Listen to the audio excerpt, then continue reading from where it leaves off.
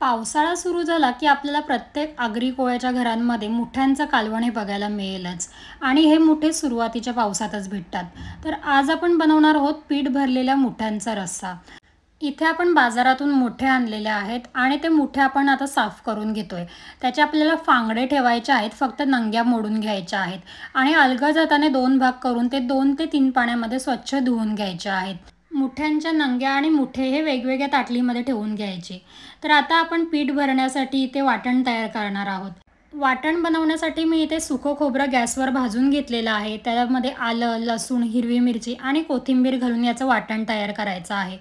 आता मुठ्यांमध्ये भरायला जे पीठ लागेल त्यासाठी इथे आपण बेसन घेतलेलं आहे आणि त्याच प्रमाणात आपण तांदळाचं पीठही घ्यायचं आहे. भाजलेलं पीठ एका ताटलीमध्ये काढायचं आहे आणि त्यामध्ये हळद, लाल तिखट, थोडासा गरम मसाला आणि कडकडीत गरम केलेलं तेलाचं मोहन घालायचं आहे आणि चवीनुसार मीठ. हे सर्व चमच्याने एकजीव करून घ्यायचं. त्यानंतर यामध्ये तयार केलेलं वाटण घालायचं. थोडंसं वाटण रश्श्यासाठी ठेवायचं आणि यामध्ये थोडंसं पाणी घालून कोरडाच असं पीठ कालवून घ्यायचं आहे. त्यानंतर आपण इथे जे मुठे खोलून ठेवलेले आहेत तर त्याचा वरचा कवच काढायचा आणि त्यामध्ये पीठ चांगलं गच्च असं भरून घ्यायचं. पीठ भरल्यानंतर पुन्हा खालचं कवर चांगलं घट्ट असं लावून घ्यायचं. तुम्ही धाग्यानेही बांधू शकता.